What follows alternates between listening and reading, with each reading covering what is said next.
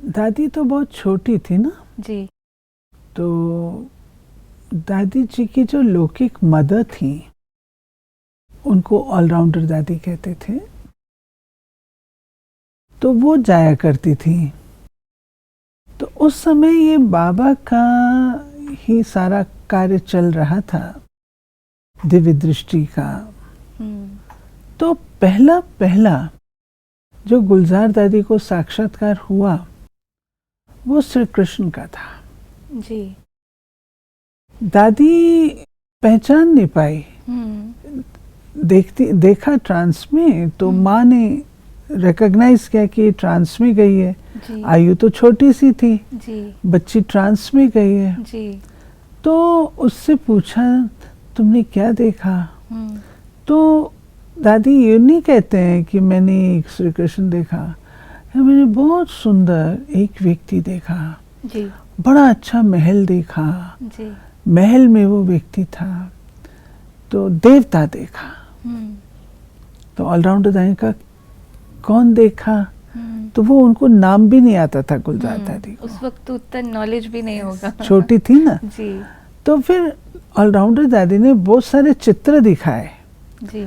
तो एक मिलता जुलता कोई चित्र था जो श्री कृष्ण का होगा, तो कहती है मैंने ये देखा। तो वो दादी जी का फर्स्ट साक्षात्कार था। तो दादी जी बहुत धनाढ़ परिवार के थे। जो उनके पिताजी थे वो बिल्कुल भी इसके फेवर में नहीं थे ज्ञान के, तो काफ़ी टसल चला। और एक बार ऑलराउंडर दादी ने फिर अपने बच्चों को, स्पेशली गुलजार दादी को, बाबा को अर्पित किया और स्वयं भी आ गए। अच्छा। बीच में उनके पिताजी इनको ले गए, पिताजी नहीं चाहते थे। ऑलराउंडर दादी को ये था कि मैंने बच्ची बाबा को दी है, भगवान को दी है, तो मैं इसको वापस नहीं ले सकती जी। तो उन्होंने फिर गुलजार दादी को बाबा के पास भेजा। फिर वहाँ पर दादी जो स्कूल था बच्चों का, उसमें थे ओम मंडली में जो स्कूल बाबा ने खोला जी। उसमें थे। और करते करते दोनों पढ़ाई पढ़ते रहे। और इस प्रकार दादी जो है वो बड़े होते गए यज्ञ में।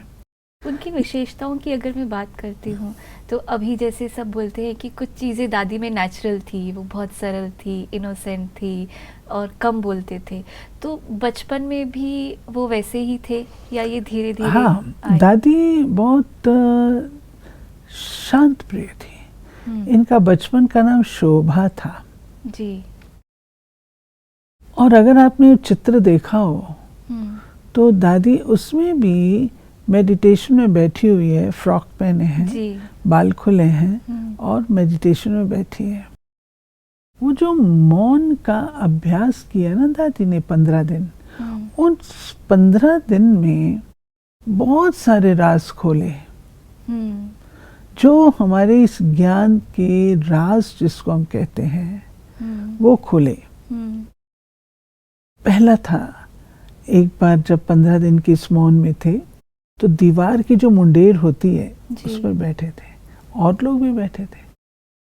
तो दादी ट्रांस में चले गए जी।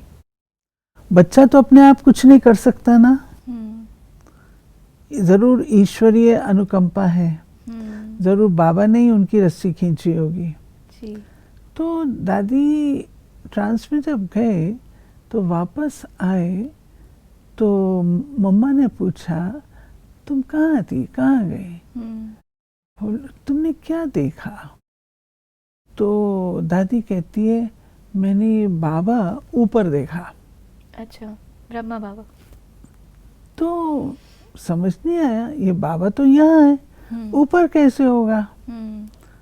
तो फिर बाबा ने मम्मा को कहा इसको अपने साथ रखो, और जब ये नेक्स्ट टाइम जाए तो कहना पूछे कि आप कौन हो। तो मम्मा के साथ है। फिर जब दादी फिर गए ट्रांस में तो मम्मा ने कहा था अगली बार जब तुम जाओ ना तो ये पूछना।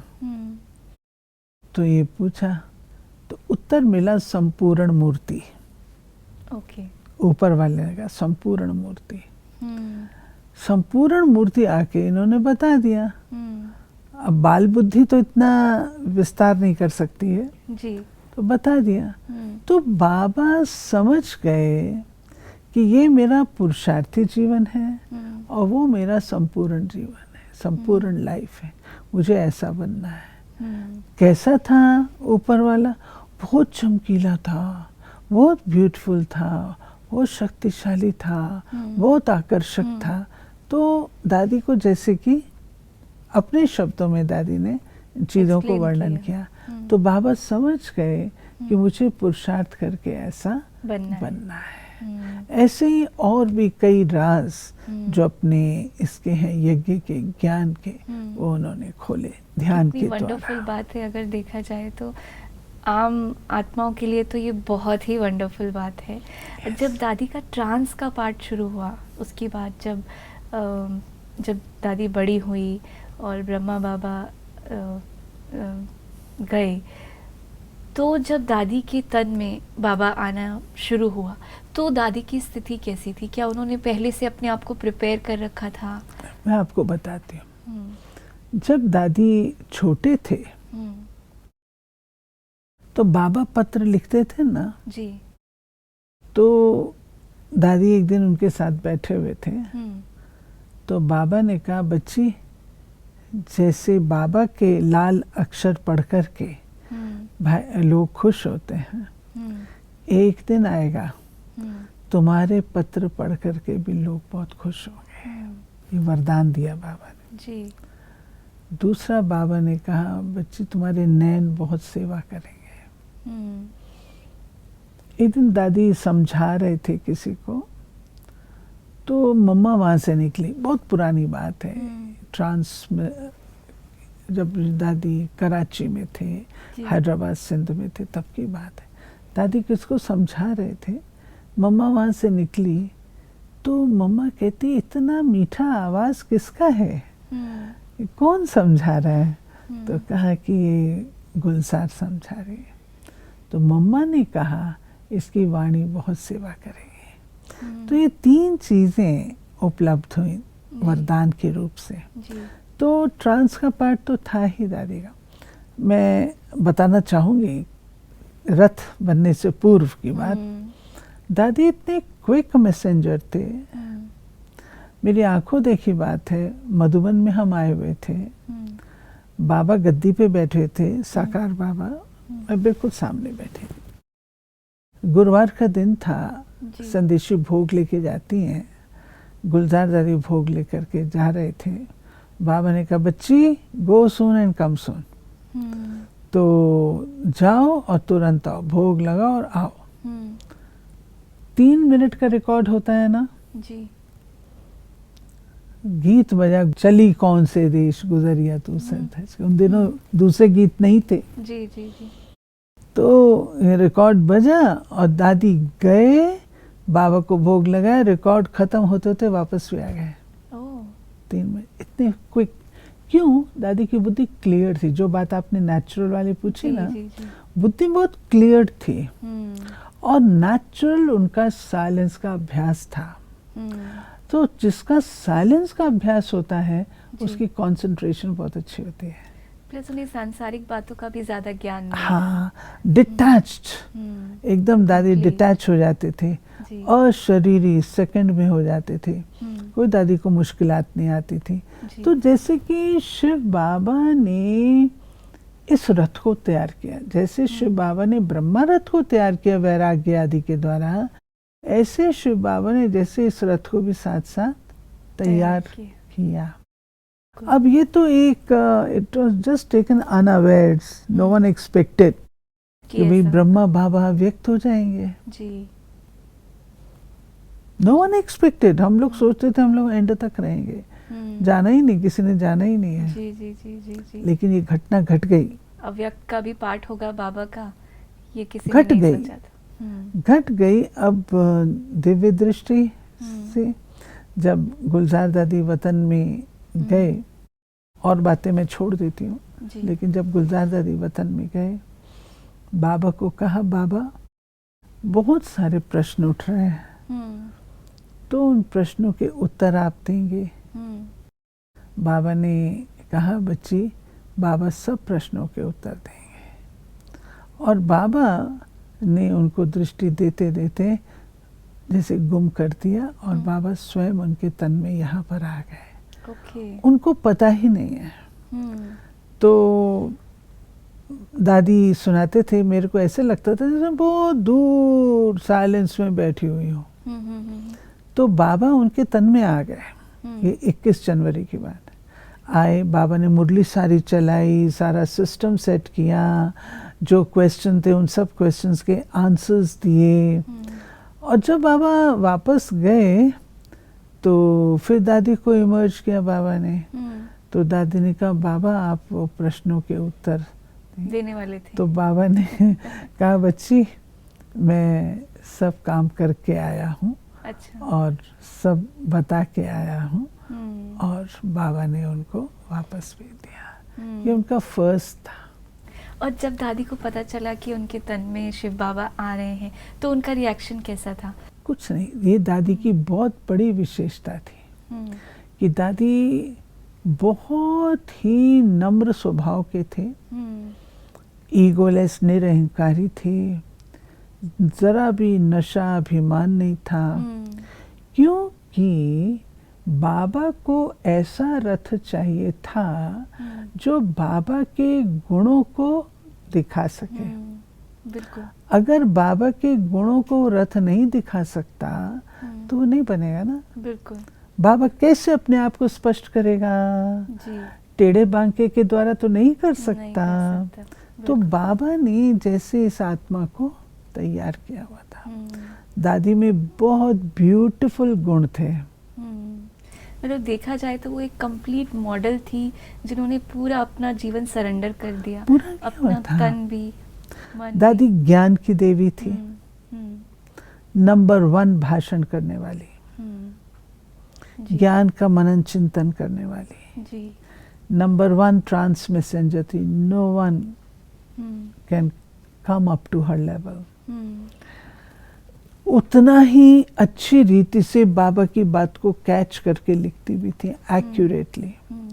जब दादी संदेश लिखते थे तो कोई इर्द गिर्द नहीं होता था। पूरा संदेश एक्यूरेटली लिखती थी, कुछ भी उसमें फर्क ना पड़े।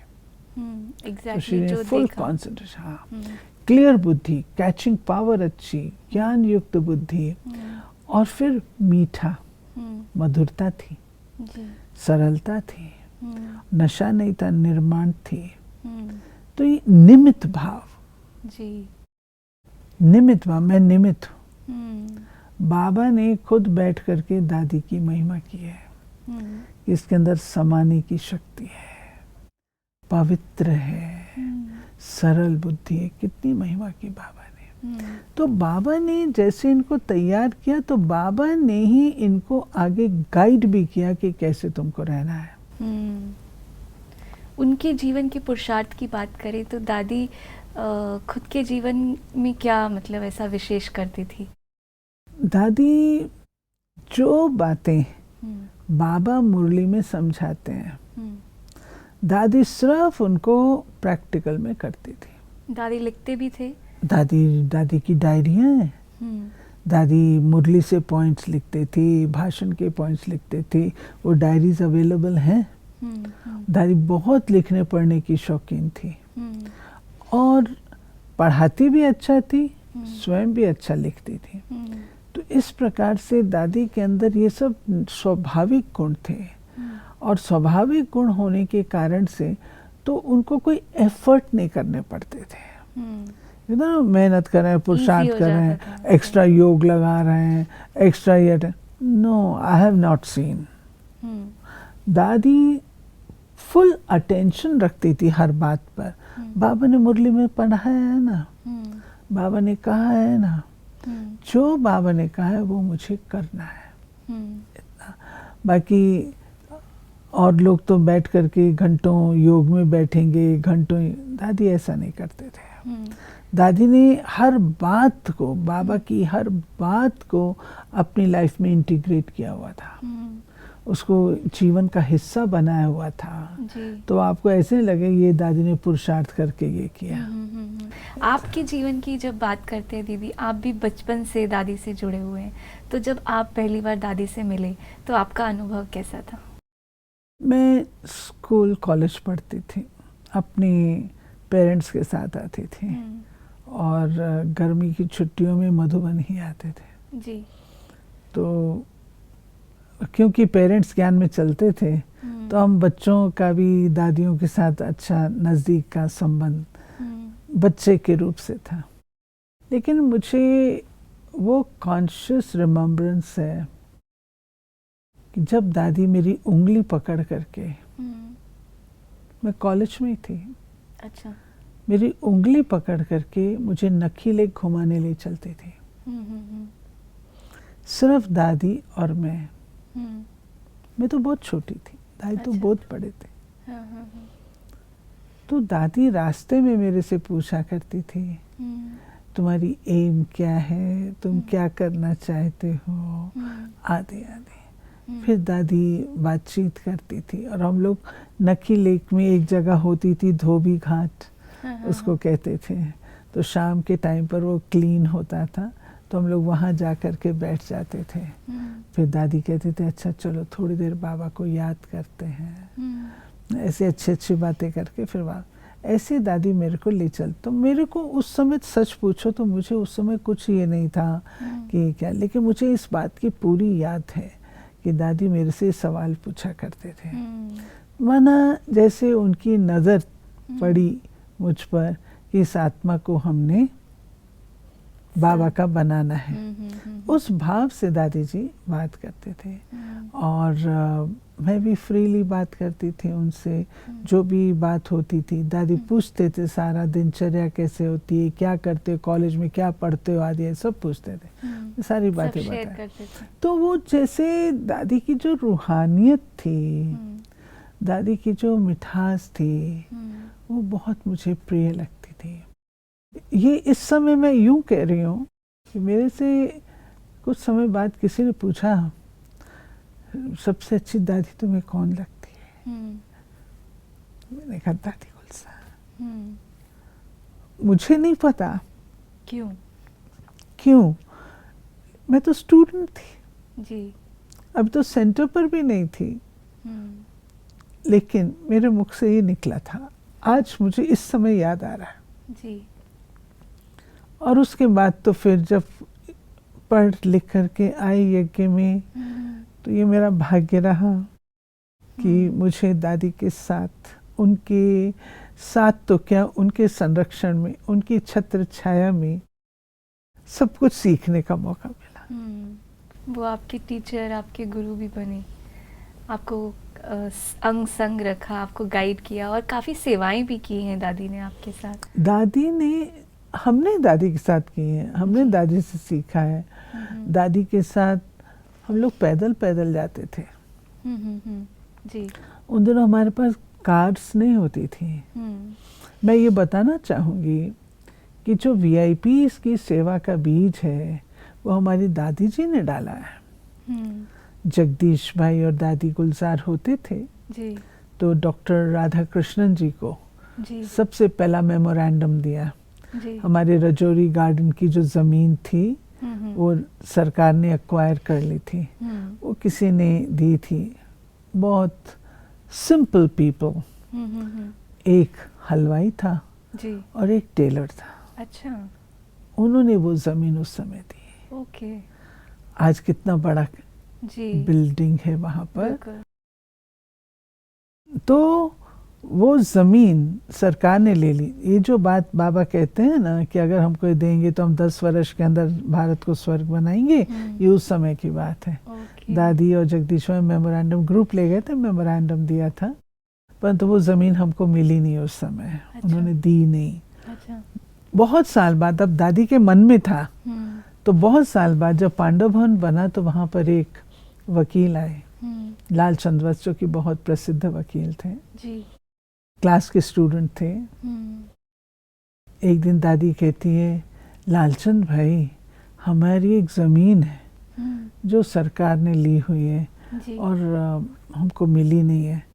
लालचंद भाई ने कहा, वो तो जैसे कोई शिकार ढूंढते हैं ऐसे, उन्होंने कहा दीदी मेरे को बताओ।